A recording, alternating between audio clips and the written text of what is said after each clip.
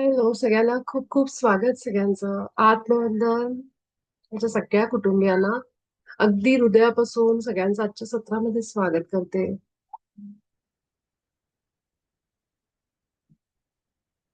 आपल्या सगळ्यांचे higher self, आपल्या सगळ्यांचे सद्गुरू, आपले एंजल्स आर्कएंजल्स सगळ्यांना मी थँक्यू म्हणते, आभार व्यक्त करते. From my heart to your heart. तर आज मला सगळ्या फॅमिलीला एक गोष्ट महत्वाची सांगायची, ती म्हणजे भावतर बाबाजींनी आपल्याला जे शिकवलंय ना, जे ज्ञान दिलंय ना, त्यातलं सगळ्यात महत्वाचं आपल्याला लक्षात ठेवायचं इथून पुढं, ते म्हणजे आपला ऑरा क्लीन करणे, ऑरा लॉक करणे. खूप गरजेचं आहे. आणि हे आता या मागच्या काही दिवसांमध्ये ना, जितके कॉल्स मला आले आपल्याच कुटुंबियांचे, अशा काही लोकांचे, की जी लोक आपल्या सत्रात इथं नाहीयेत, पण ते सगळे युट्यूबवर मेडिटेशन करतायत. मला त्या सगळ्यांचे मेसेजेस आले आणि फोन आले आणि मला खूप आश्चर्य वाटलं. मला असं वाटलं की बऱ्यापैकी जी लोक आपल्या ग्रुपमध्ये आहेत, तर नंबरनी जास्त आहेत, पण आपल्या रोजच्या मेडिटेशनमध्ये त्यांची संख्या कमी आहे. पण मला हे समजलं जेव्हा ह्यांची कॉल येतात आणि ते मला लोक सांगतायत. मी जेव्हा लेक्चरर होते 2010 मध्ये साधारण 9-10च्या दरम्यान, तेव्हाचे माझा एक स्टुडंट, त्याचा मला कॉल आला होता काल, जेव्हा अशा कंपनीमध्ये जॉब करत असताना, कुठे पण आपण जॉब करतोय सध्या, तर रोजचं आपलं काम तर चालू असतं, पण ते जे मानसिक आहे सगळ्यांचं, त्याच्यावर कुठेतरी काम करणं गरजेचं आहे, हे आता सगळ्यांना समजायला लागलं हळूहळू. कारण आपण इथं स्थिर असलो ना, की मग पैसा, नाती, हे सगळं, आरोग्य आपलं, हे सगळं ह्याच्यावरच आहे. आणि आता आपल्या सगळ्यांना हे अनुभव आलेला आहे. त्यामुळे जेव्हा काल त्याचा फोन आला, तेव्हा मला खरंच आनंद पण झाला, आश्चर्य पण वाटलं. तर तो सांगत होता, मॅडम, की मी आपल्या सत्रात रोजच्या रोज जॉईन नाही होऊ शकत, पण मी युट्यूबवर बघून ध्यान करतोय. ही गरज का निर्माण झालीये? मग मी त्याला तेच सांगत होते, की हे बघ म्हणलं, माणसं वाईट नाहीयेत. ही परिस्थिती जी असते त्यामुळं आणि त्या भावनांमुळे, त्या विचारांमुळं आपल्यावर असा परिणाम होतो. आपण त्या गोष्टींना तेव्हा हँडल करण्यासाठी आपण तितके मजबूत नसतो. आणि आपल्याला एका मायेमध्ये, एका मॅट्रिक्समध्ये आपण असतो, जिचं काम असते की ती सायकल क्रिएट करायची, त्या माणसाला आतमध्ये खेचायचं. ह्याच्यासाठीच आपण म्हणतो ना, गेम खेळत असू आपण मोबाईलवर, तर हे जे गेम बनवलेले असतात ना, कशासाठी बनवलेले असतात, की माणसाला गेम खेळता खेळता असं वाटत राहावं की आता पुढच्या लेवलला जायचं, आता पुढच्या लेवलला जायचंय. So that matrix is created like that, की माणूस त्याच्यामध्ये अडकून राहावा, आतमध्ये जावा, आतमध्ये, म्हणजे ह्याप्रमाणे हे बनवलं गेलं डिझाईन. ज्याला हा गेम कळला, that person won't be mad, किंवा त्याला इमोशन्सचा त्याच्यावर परिणाम होणार नाही, किंवा त्याला त्या विचारांचा पण परिणाम होणार नाही. तो नेहमी आलेला, डोक्यात आलेला विचार एक वेगळा विचार आहे, तो विचार वेगळा आणि मी वेगळी, ह्या पद्धतीने काम करायला लागेल. आणि आपली श्री भगवद्गीता ही किती मॉडर्न होती बघा, जरी ती जुन्या काळात आपण म्हणतो, पण ती भगवद्गीता ही कालातीत आहे, बियॉन्ड स्पेस अँड टाइम आहे. आजही आपण ह्या आपल्या आयुष्यामध्ये जर स्वतःला सुखी ठेवायचं असेल, सुखी म्हणा किंवा शांत म्हणा किंवा स्थिर म्हणा, तर केवळ आपल्याला काही 2-3 गोष्टी लक्षात ठेवायच्या असतात, की माझे विचार म्हणजे मी नाही, द्रष्टा बनो. जे भगवद्गीतेतला मोठी शिकवण आहे, की द्रष्टा बनो, की तुम्ही प्रत्येक येणाऱ्या विचाराला तुम्ही तुमच्या शरीराच्या बाहेर बसून बघताय, की माझा हा विचार आता माझ्या मनात आला. याचा अर्थ तो होता, की द्रष्टा बनो, की प्रत्येक येणारा विचार ऑब्झर्व करा, बघा त्याला. You are not that thought, you are someone different from the thought. तुम्ही त्याच्यापासून एक वेगळे आहात. तुम्ही म्हणजे तो विचार नाहीये, तो जो तुमच्या मनात येतोय. काल जसं गायत्री त्यांनी टाकलं होतं, की माणसापासून त्रास जास्त होतोय, त्याच्यापासून डिटॅच होणं गरजेचं आहे. माणसापासून आपण डिटॅच होऊच शकत नाही, कारण आपल्याच घरातली माणसं आणि आपल्या कुठल्या तरी नात्यात जोडलेली माणसं. आपल्याला डिटॅच व्हायचंय त्या विचारापासून, जो विचार मला त्या माणसाच्या मोहामध्ये अडकवतोय, की बघ, तू एवढं करते त्या माणसासाठी. म्हणजे मी गायत्री त्यांचं नाही सांगत आहे, जनरलाइज उदाहरण सांगते. कुठलाही विचार आपल्याला का त्रास देतो ह्याच्या मुळाशी जायचं, की मला काहीतरी अपेक्षा आहे माझ्या त्या गोष्टीकडून, म्हणून मला त्रास होतोय. माझ्या बहिणीसोबत, माझ्या घरातल्या कुठल्याही व्यक्तीसोबत वाईट झालं, माझ्यासोबत वाईट झालं, माझा जॉब गेला, माझा बिझनेस गेला, काहीही झाली असेल गोष्ट, ती गोष्ट सतत सतत सतत मला एकतर पैशाची काळजी देती, आरोग्याची काळजी देती, नात्यांमधली कुठली काळजी देती. म्हणजे काळजी, चिंता. का बरं काळजी चिंता येते त्याच्या मुळाशी गेलो तर आपल्याला कळतं भीती आहे. There is a fear always in everything. कशाची कशाची भीती. मला जॉब मिळेल का, मला बिझनेस मिळेल का, माझं हे होईल का. म्हणजे सतत that thing, you are always stuck in that something some thought. आणि ते जे विचार आहेत ना, ह्याच्यापासूनच भगवंतानी आपल्याला असं सांगितलं होतं की तुम्हाला, जर तुम्हाला शांती पाहिजे असेल आयुष्यामध्ये, तर प्रॅक्टिस सुरू करा 2-3 गोष्टींची. एक तर तुम्ही विचारांपासून वेगळे व्हायचा प्रयत्न करा. गरज नसताना हे विचार आपल्या मनात येतात, ओव्हर थिंकिंग. आणि जितके आपण त्याच्यात अडकत जाऊ, जितके आपण अडकत जाऊ, जितकं काम आपलं होणारं असतं ते लांब लांब लांब लांब जायला लागतं. कारण आपण ज्या फ्रिक्वेन्सीला असतो, आपण ज्या ऊर्जेला असतो, ती ऊर्जा आपल्याकडे अट्रॅक्ट होत असते. हे आपल्याला माहिती. तर ह्यामुळं ह्या सगळ्या गोष्टी खूप मॅटर करतात, ज्या ऑलरेडी भगवद्गीतेत सांगितल्या. म्हणून भगवद्गीता एवढी प्रमाण मानली जाते. त्याप्रमाणे जगणं हे आत्ताही जमतं. बरेचसे ग्रंथ किंवा गोष्टी त्या त्या काळातल्या असतात, जे आत्ता प्रॅक्टिकल लाईफमध्ये शक्य नाहीयेत. पण काही गोष्टी अशा आहेत, या भगवद्गीतेतल्या ह्या गोष्टी, की ज्या आपल्याला ह्या आयुष्यात सुद्धा लागू पडतात. तुम्ही जर प्रत्येक गोष्टीला अटॅच व्हायला लागलात, म्हणजे पाण्यात असताना मासा जर सारखा, म्हणजे म्हणतो ना आपण की मासा पाण्यात असेल तर पाण्याशी वैर करून चालणार नाही. तसंच तुम्ही प्रत्येक गोष्टी अटॅच होत राहिलात, तर तुम्हाला जगणं मुश्किल होऊन जाईल. त्यासाठी हे सांगितलं की एक स्पेस ठेवा.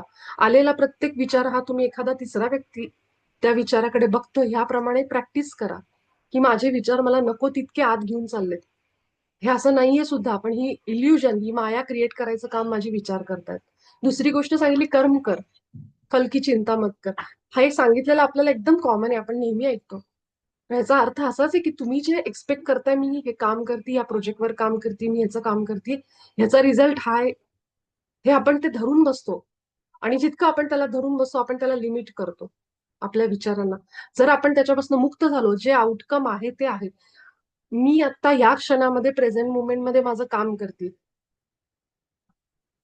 माझ्या घरामध्ये मी काम करते, ऑफिसमध्ये काम करते, मला त्याच्यावर कौतुकाचा वर्षाव माझ्या अंगावर कोणी फुलं टाकेल ह्याची अपेक्षा मला नाहीये. संपलीये माझी अपेक्षा. ह्या अपेक्षेशिवाय जेव्हा आपण काम करायला लागतो, एक्सपेक्टेशन शिवाय किंवा त्या आउटकम, त्या रिझल्ट पासून लांब होऊन, तेव्हा आपल्याला समजतं की मी जेवढं इमॅजिन केलं होतं त्याच्यापेक्षा चांगला रिझल्ट आला. हे होतं किंवा वाईट रिझल्ट आला, जो जो काय असेल. पण त्या आउटकम, त्या रिझल्टचं बर्डन घेऊन आपलं काम नाही होत. आपलं काम मध्ये करताना आपल्याला पुढे काय होणार आहे, ह्याचं फायनल आउटकम काय ह्याचा विचार येत नाही. आणि आपण इतकं फ्रीली काम करतो, आरामदायक स्थितीमध्ये, कुठलंही बर्डन न घेता. जेव्हा बर्डन न घेता काम करतो, तेव्हा ते काम बघा कसं होतं. 100% सुंदर काम होतं, त्याच्यात डाऊटच नाही, शंकाच नाही. आणि तिसरी गोष्ट म्हणजे समर्पण, शरण जाणे. जेव्हा आपण परवा बोललो तेव्हा आरतीचा आणि कुणाचं भाग्यश्रीचे असे मेसेज आले की नेमकं समर्पण, सरेंडर, शरण म्हणजे कधी. तर समर्पण, सरेंडर म्हणजे काय, की जेव्हा तुमच्याकडे चॉईसेस आहेत, तुम्ही कन्फ्युज आहात, तुम्हाला कळत नाहीये, एकतर त्यावेळी तुम्ही सरेंडर करा. तुम्ही सांगा की आता जे काही माझ्यामध्ये आहे, जे काही मला योग्य काम करायचं हे भगवंता तू माझ्याकडनं करून घे. जेव्हा आपण ते म्हणतो ना, तेव्हा त्याची जबाबदारी त्याच्यावर जाते. आणि सबकॉन्शियसवर ह्याचा परिणाम काय होतो, म्हणजे मी तुम्हाला दुसरी बाजू सांगते, की सबकॉन्शियस आपलं रिलॅक्स होऊन जातं जेव्हा आपण ह्या स्टेटमध्ये येतो, की समबडी इज देअर, कुणीतरी आहे ज्याच्यावर आपण आपलं सगळं टेन्शन, स्ट्रेस सोडलंय. असं जेव्हा आपण म्हणतो ना, आपलं सबकॉन्शियस रिलॅक्स होतं. That is the logic behind that. जर कुणी लॉजिकली, अनालिटिकली ह्याचा विचार करायला गेला, तर ह्याचं खरं काय आहे, की सायकोलॉजी असं सांगते, की जितके तुम्ही स्ट्रेस फ्री काम करता, तितके त्याचे रिझल्ट चांगले असतात. कारण तुम्हाला काही अपेक्षा नसते, एक्सपेक्टेशन नसते. तुम्ही आपल्या मस्तीमध्ये, आपल्या एन्जॉयमेंट करत, आनंद घेत ते काम करता. घरातलं असेल, बाहेरचं असेल, कुठली कला असेल. तुम्ही बघा ना, उदाहरण देते तुम्हाला. आपण घरात एकटे असतो, त्यावेळेस आपण कसे बिंदास असतो. कधी कधी डान्स करत काम करतो, स्वयंपाकघरात सुद्धा. एकटेच आहे, कोण बघणार आहे आपल्याला, का कुणी नाहीये आपल्याला, आपण कॉन्शियस होत नाही, अरे कुणीतरी बघतंय. आणि तेच थोडं एक दोन लोक घरातले असू देत, आपण त्यांच्यासमोर एकदम व्यवस्थित, का तर ह्यांच्यासमोर कसं नाचायचं आता. इच्छा असली तरी नाचता येत नाही, किंवा असं छोट्या गोष्टी पण. म्हणजे आपल्या घरांमध्ये जेव्हा सुना असतात, तेव्हा घरांमध्ये जर समजा चालत नसेल तर साडी नेसणं किंवा अशा कपड्यांमध्ये जे आपण कॉन्शियस होतो जेव्हा त्या लोकांसमोर, आणि जेव्हा एकटे असतो आपण तेव्हा आपलं खरं मूळ रूपात असतो आपण, कारण बघायला कोणी नसतं. त्यामुळे बिनधास्त पाहिजे तसं राहता येतं त्यावेळी. हाच कॉन्सेप्ट तुम्ही तुमच्या कामाच्या बाबतीत वापरा. जर तुम्हाला काही ते बर्डन नाहीये, स्ट्रेस नाहीये, टेन्शन नाहीये, त्याचं कुणी इव्हॅल्युएशन करणार नाहीये, हा बघू हिने काय काम केलंय, तर तुम्ही काम इतकं फ्रीली, अरे चला करून टाकू हे मस्त एन्जॉय करत करता. आणि जर समजा असं ठरवलं, आज जे काही तू काम केलंय ऑफिसमध्ये त्याचा उद्या रिव्ह्यू होणार आहे, त्याची क्वालिटी चेक करणार आहे, आपण कॉन्शियस होतो, होतो का नाही? म्हणजे बर्डन आलं की अरे ह्या कामाची क्वालिटी चेक होणार आहे, नीट काम केलं पाहिजे आपल्याला, कारण ह्याच्यावर माझं अप्रायझल आहे, ह्याच्यावर माझे मार्क्स आहेत, ह्याच्यावर रँकिंग आहे. हा फरक लक्षात घ्या. म्हणून गीतेमध्ये असं सांगितलंय, कर्म कर बाबा, तुला जे फळ मिळायचं ते मिळेल. आणि हा कॉन्सेप्ट तुम्ही सगळीकडे वापरून बघा, तुम्हाला खूप इझी फ्री एकदम असं वाटेल. त्यामुळे हे जे सांगितलंय ना ते केवळ आपण ऐकतो आणि सोडून देतो, पण आपल्या रोजच्या आयुष्यात आपण ह्या पद्धतीने वापरून बघा. आपल्याच फॅमिली मधली एक छोटी मास्टर आहे, वयाने थोडी कमी आहे. तिने मला हे सांगितलं की ज्या दिवशी मी सरेंडर समर्पण सांगत होते तेव्हा तिला ते कळलं नाही. तिने मला काल फोन करून सांगितलं की ताई मला कळलंच नाही तुम्ही काय सांगायचं, सरेंडर म्हणजे काय, समर्पण म्हणजे काय.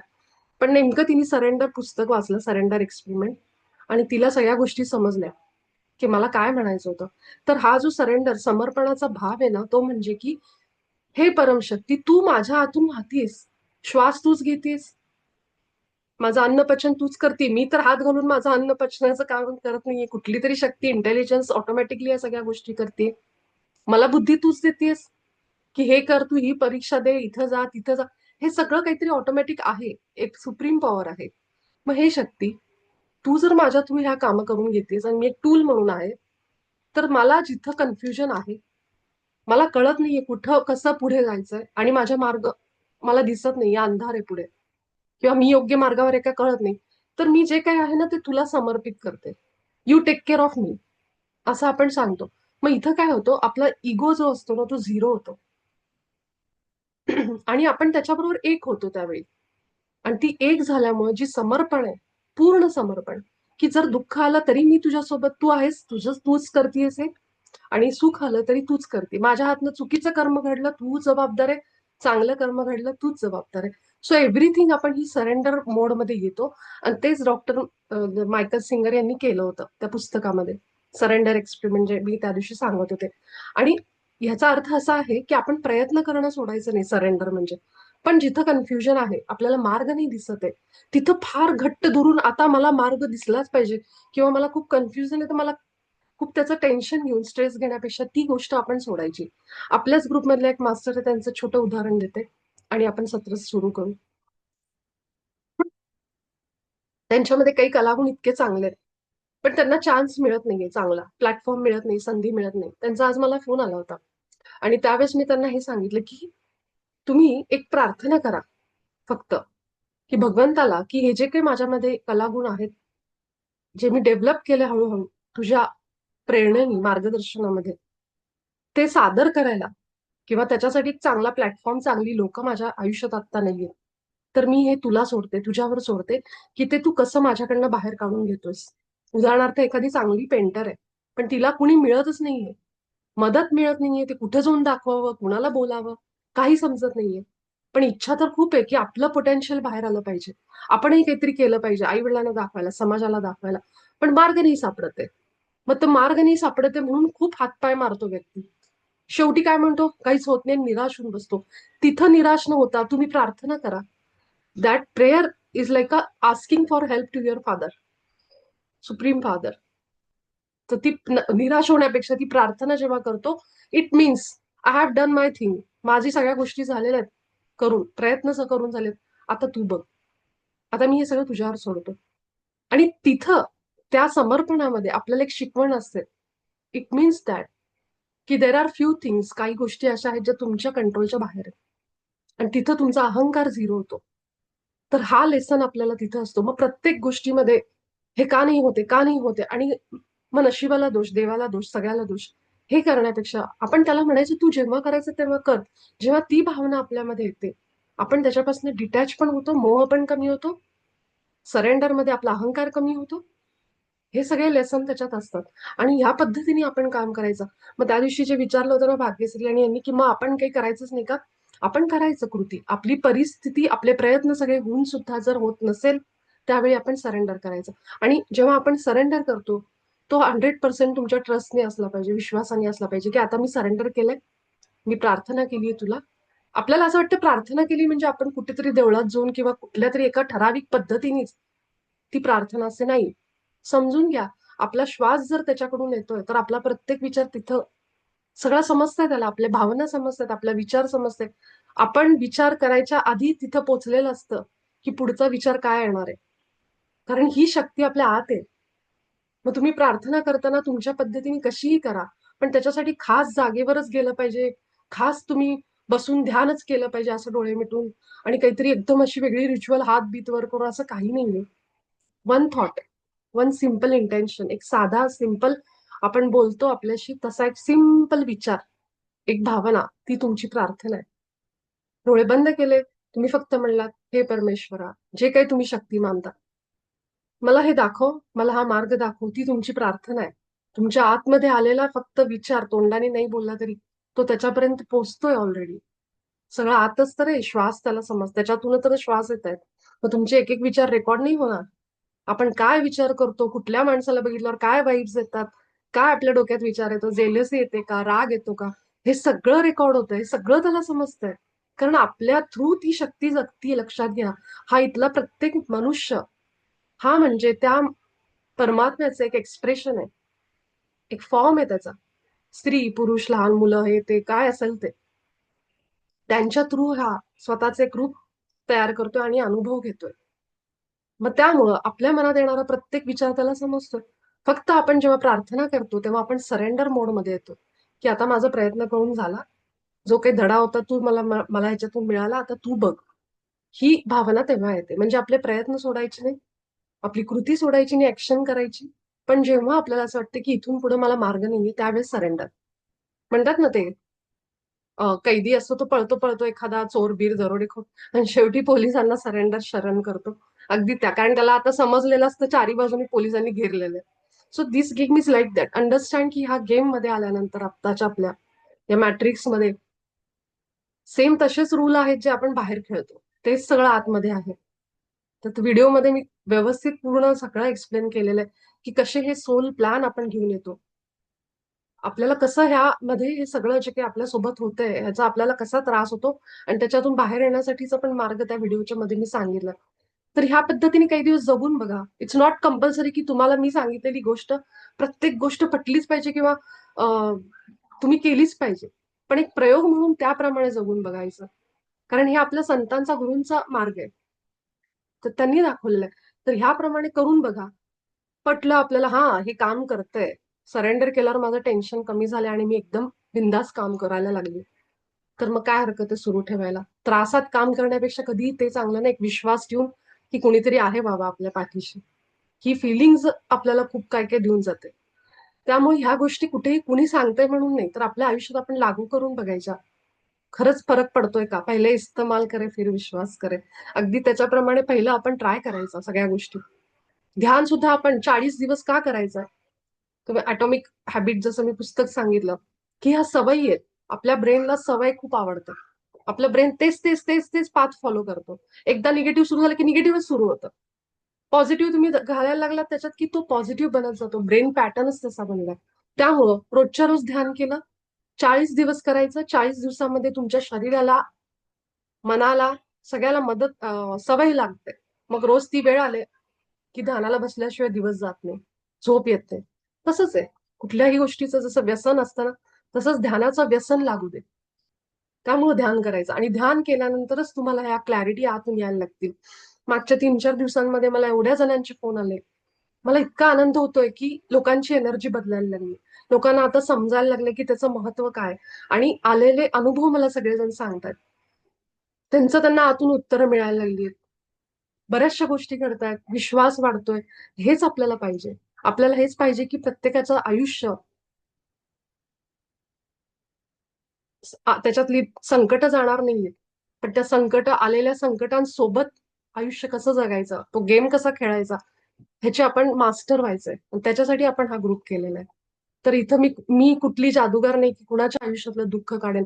पण ज्यांनी त्यांनी आपल्या आयुष्यामध्ये मॅजिशियन बनायचे, ती पॉवर आपल्या हातात घ्यायची की मला हे खेळता आलंच पाहिजे. आणि ते मला समजायला लागले. असं म्हणून म्हणून तुम्हीच त्या संकटांसोबत, त्या संकटांना डील करत एक जादू आपल्या आतमध्ये डेव्हलप करता. ती शक्ती येते आपल्या आतमध्ये. आणि आता हे लिटरली काही दिवसांमध्ये हे फरक मला सगळ्यांचे अनुभवायला यायला लागलेत. कुणाचे फोन येत आहेत, कुणाचे नाही. अजून एक फक्त एक गोष्ट सांगते. कुणी असं समजू नका की मी 1 वर्ष झाले ध्यान करते पण माझ्यात फरक नाहीये. मला स्वतःला 2 वर्ष लागली ह्या गोष्टी समजायला. माझ्या बरोबरचे सगळ्यांना अनुभव येत होते, काय काय होत होतं. I was the only one की ज्याच्यामध्ये जिला खूप वेळ लागला. कारण कासव जे आहे ना ते स्लो जरी गेलं ना तरी सुद्धा ते विनर होऊ शकतं त्या गेमचं. हे आपल्याला माहिती आहे. सो स्लोली, स्टेडीली, कन्सिस्टंटली, नियमितपणे ह्या गोष्टी केल्या तर तुम्हाला ह्याचा रिझल्ट मिळेल. 4 दिवस, 5 दिवस करून नाही होणार. 40 दिवस कंपल्सरी नवीन असणाऱ्यांनी काही उद्या ध्यान सोडायचं नाही. थोडा वेळ शांत बसायचं, आपल्या श्वासांसोबत राहायचं आणि तुम्हाला आपोआपच ह्याचे फरक दिसायला लागतील. ह्याच्यासोबत आपण बाकी सगळ्या ऍक्टिव्हिटीज करत आहोत. पण ध्यान मस्ट आहे. ध्यान कंपल्सरी करणं गरजेचं आहे. ठीक आहे? तर आपण सगळेजण ध्यान अवस्थेमध्ये येऊ. ध्यान अवस्थेमध्ये आपण हात लॉक करतो, डोळे बंद करतो, मांडी घालून किंवा पाय खाली सोफ्यावर सोडून या पद्धतीने बसायचं आणि पाठीला आराम घेऊन जितकं आपण टेकून आरामात बसू, आपली बॉडी सगळी रिलॅक्स ठेवून, तितकं आपल्याला ध्यान सुरू असताना कुठलाही शरीराला ताण जाणवत नाही. त्यामुळं मागे सरकून आरामात कुठे भिंतीचा किंवा कुठल्या तरी सोफ्यावर बसला असाल तर आरामात टेकून बसा.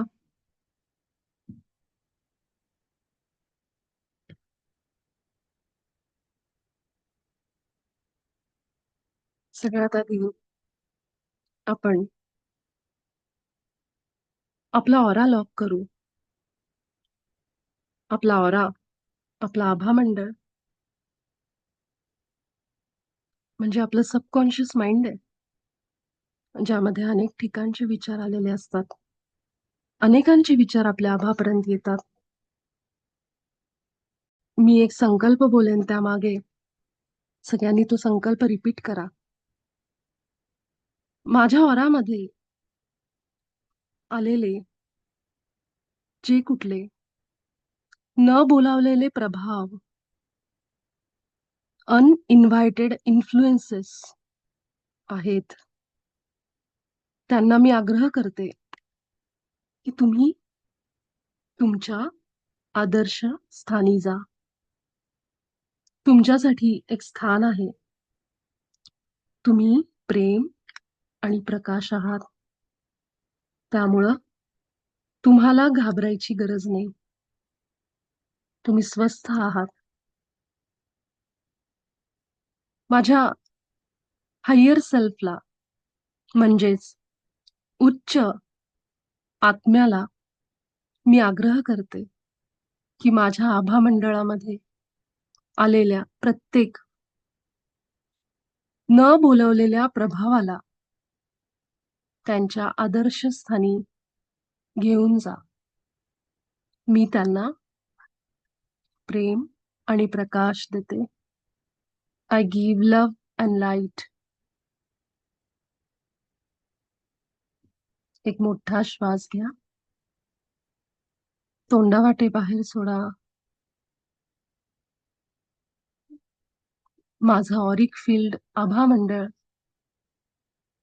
माझ्या हायर सेल्फला सोडून बाकी सगळ्या गोष्टींसाठी मी पूर्ण बंद करते, लॉक करते. आपल्या शरीराभोवती एखादा प्रकाश गोलाकार पांढरा शुभ्र रिंगण असतं, त्याप्रमाणे एक फायरवॉल, एक सुरक्षा कवच इमॅजिन करा, कल्पना करा. आपण एखाद्या लाईटच्या बबलमध्ये बसलोय, गोलाकार रिंगणात बसलोय. ह्या पद्धतीने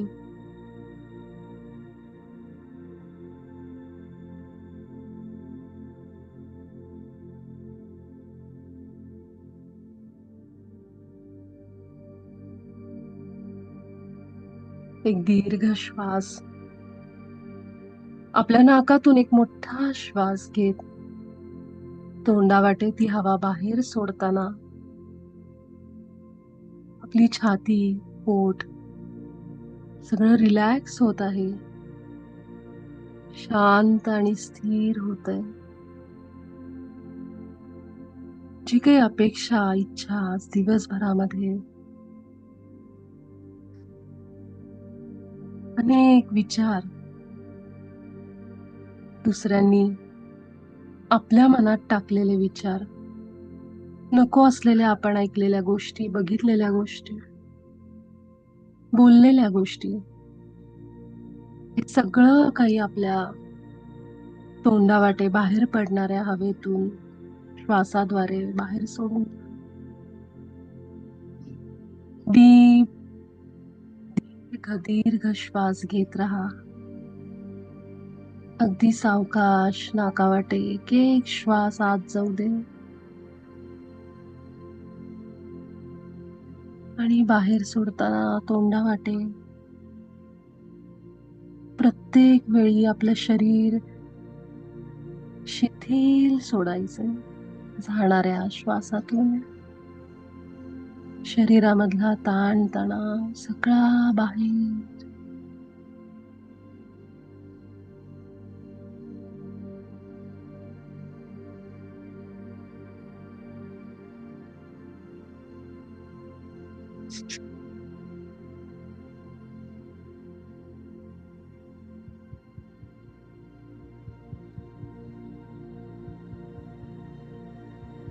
तर कल्पना करा आपल्या मस्तकाच्या वर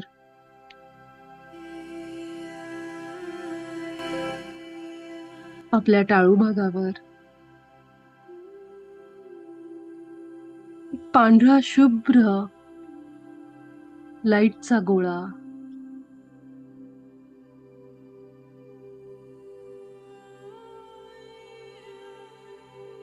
आपल्याला जाणवतोय. आपल्या डोक्याच्या थोडासा वर एखादा दिवा पेटावा. जो फोटो आपण बघितला होता अगदी तसा गोळा आपल्या डोक्याच्या वर अगदी तेजस्वी दिव्य प्रकाशाने चमकतोय. ती सूर्याप्रमाणे त्यातून भरपूर प्रकाश बाहेर येतोय. आपलं सहस्त्रार चक्र म्हणजे आपला टाळू भाग, आपलं मस्तक आणि त्या केसांच्या वर आपल्या थोडस वर गोलाकार एक पांढरा शुभ्र गोळा, प्रकाशाचा गोळा खूप चमचम करतोय, शाईन करतोय, ग्लो करतोय. प्रचंड तेजस्वी असा प्रकाश त्यातून सगळीकडे पसरतोय.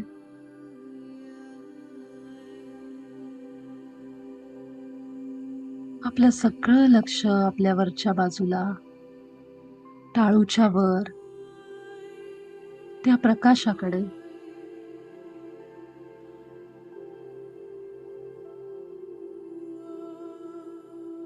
जे आपलं सोल स्टार चक्र आहे, आत्म्याचा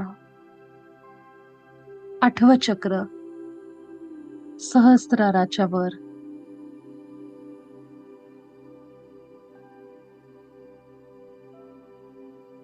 आपण सगळेजण जिथं बसलोय तिथं एकमेकांशी जोडले गेलोय आणि सगळ्यांच्या डोक्यावर असा एक सुंदर तेजस्वी लाईट आणि हे सगळे लाईट एकमेकांना जोडले गेलेत. We all are connected to each other.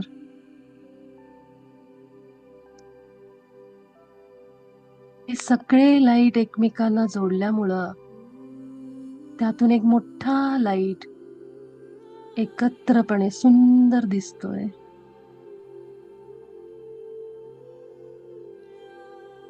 हाच तो प्रकाश आहे आपल्या आत्म्याचा.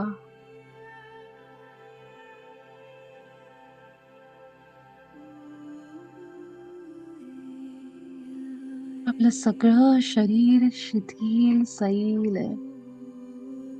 हाच तो क्षण आहे जिथं आपण कुठल्याही अपेक्षा, इच्छा, आपल्या काळजी, चिंता, त्रास, आपली ओळख, स्त्री, पुरुष, हे शरीर, हे सगळं काही सोडून देतो आणि एक शुद्ध चेतना, शुद्ध आत्मा म्हणून या क्षणामध्ये श्वासांसोबत एकत्र राहतो. अगदी पवित्र, प्युअर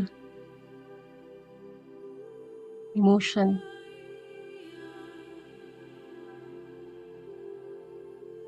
आपला एक एक येणारा आणि जाणारा श्वास आपल्याला नाकामध्ये फील होतोय, आपल्या छातीमध्ये फील होतोय. सगळं बाहेर पडू द्या. मला जे नकोय ते मी सगळं ह्या क्षणाला पूर्णपणे बाहेर टाकते आणि रिलॅक्स आणि शांत आणि स्थिर माझ्या मूळ स्वरूपामध्ये येते. या चमचमणाऱ्या प्रकाशाप्रमाणे माझं मूळ स्वरूप आहे.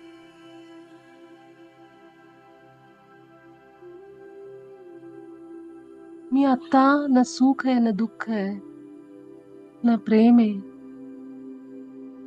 न त्रास आहे, न काळजी आहे, न चिंता आहे, न स्त्री आहे, न पुरुष आहे, न शरीर आहे, न मन आहे.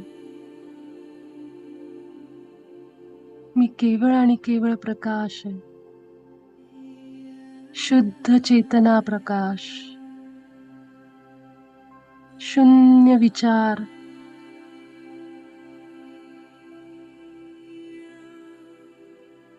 केवळ असणं.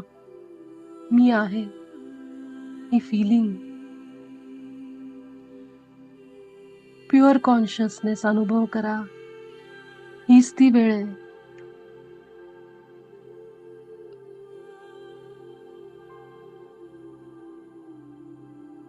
जिथं ना आपण विचार आहोत, न मन आहोत.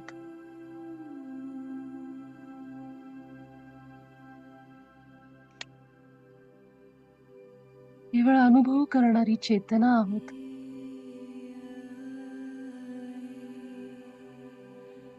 असण्याचा अनुभव. सगळं डिटॅच करा स्वतःला. लांब करा आणि बघा. आपल्या श्वासांना अनुभव करा, आपल्या विचारांना बघा. आणि विचार शून्य झाले असतील तर त्या शून्यतेला बघा. काहीच नाहीये. आपल्या डोळ्यांपुढे दिसणारा अंधार,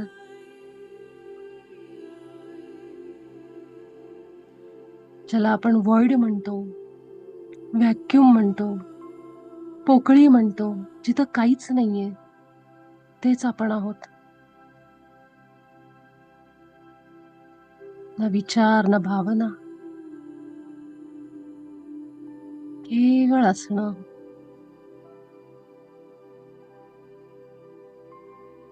विचारांशिवाय असणं, हे आपलं मूळ स्वरूप आहे. आपण हे आहोत. चेतना, कॉन्शियसनेस, जिला समजतंय की मी आहे, पण मी विचार नाहीये, मी भावना नाहीये, मी शरीर नाहीये. मी ही फिलिंग आहे असण्याची. हेच आहे आपलं ध्यान. शून्यता.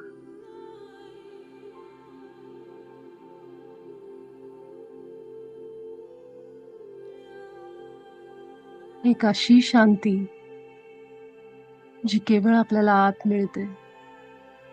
आपल्या मूळ सत्य स्वरूप, सगळ्या मोहातून मायेतून बाहेर आलेलं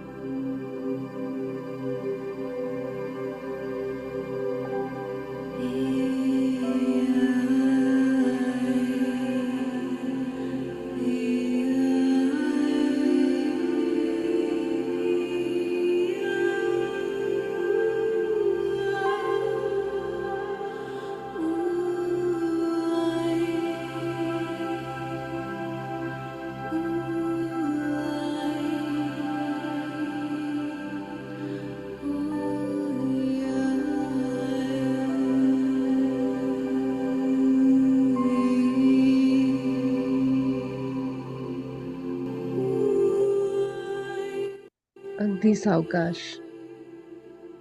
आपली जेव्हा आतून तयारी असेल तेव्हा हळूहळू आपण आपल्या ध्यान अवस्थेतून भौतिक आयुष्याकडे येऊ. जेव्हा तुम्ही तयार असाल आपले दोन्ही हात अगदी सावकाश डोळ्यांवर घेऊन जाऊन आपल्या मनामध्ये 5 अंक मोजत हळूवार आपले डोळे उघडा. संपूर्ण दिवसासाठी, या आयुष्यासाठी आभार व्यक्त करा. Thank you so much.